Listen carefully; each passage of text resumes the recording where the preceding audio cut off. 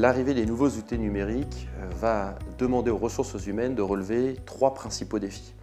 Le premier consistera à fédérer les équipes de l'entreprise. On sait aujourd'hui que dans des entreprises françaises comme internationales, on peut dépasser la centaine, quasiment le demi-million de collaborateurs. J'apprenais hier que Sodexo comptait pas loin de 500 000 collaborateurs et 460 000 collaborateurs à travers le monde. La Société Générale, c'est plus de 100 000. Les entreprises comme Saint-Gobain, un peu moins de 200 000. Donc le vrai défi et l'un des premiers défis que peut avoir une direction des ressources humaines grâce à cette transformation numérique, c'est fédérer ces équipes. Comment fédérer ces équipes? C'est très simple, c'est faire en sorte qu'avec les nouveaux outils qui sont mis à disposition, chaque collaborateur puisse se sentir appartenir à l'entreprise, puisse avoir ce sentiment d'appartenance autour de l'entreprise. Et c'est à mon sens le deuxième défi qui consiste à travailler sur la communication interne de l'entreprise. La communication interne de l'entreprise repose en partie dans les équipes de com, évidemment, mais aussi les équipes DRH.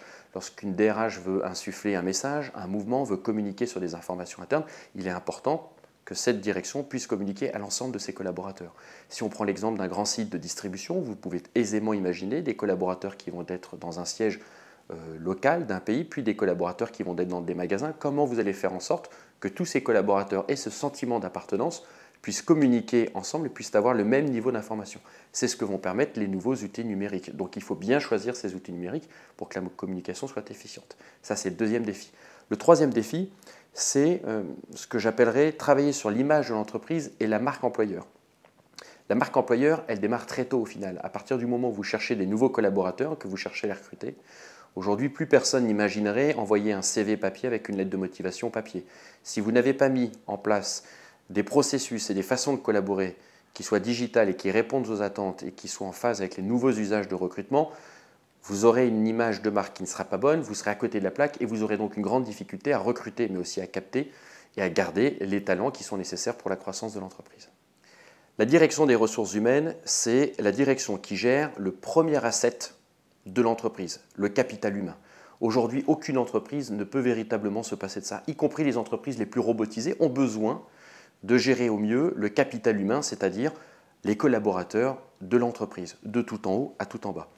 Alors à mon sens, pourquoi c'est aux directions de ressources humaines de participer activement à cette transformation digitale? C'est que la transformation digitale va venir transformer la façon dont ce premier asset, les collaborateurs, vont être amenés à travailler, vont être amenés à communiquer, vont être amenés à échanger les uns avec les autres. Donc ça va véritablement transformer cette façon dont tous les collaborateurs de l'entreprise vont être amenés au quotidien à revoir leurs tâches.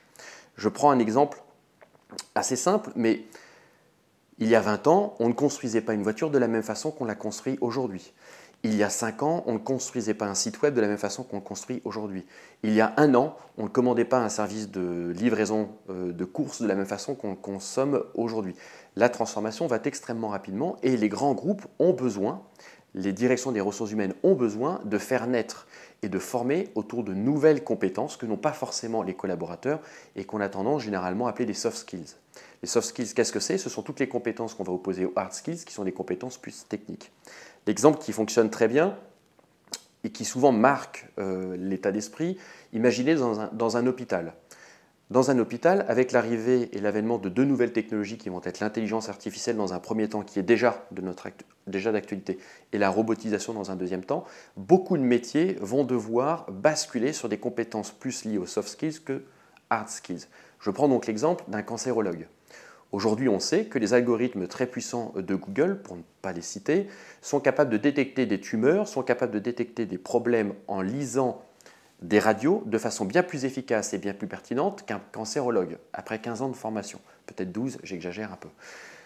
Alors vous allez me dire, est-ce que c'est pour autant qu'on va faire disparaître le métier de cancérologue? Je ne crois pas. En réalité, ce cancérologue va devoir revoir sa façon de travailler. Il va pouvoir industrialiser un certain nombre de tâches qu'il effectuait jusqu'à présent et se focuser sur d'autres tâches et ainsi apporter aux patients et non pas aux clients une expérience, un service qui soit beaucoup plus appréciable.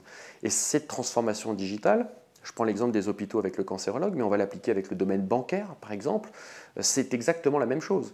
Le collaborateur aura toujours besoin et devra se servir et devra savoir travailler avec de nouveaux outils comme l'intelligence artificielle.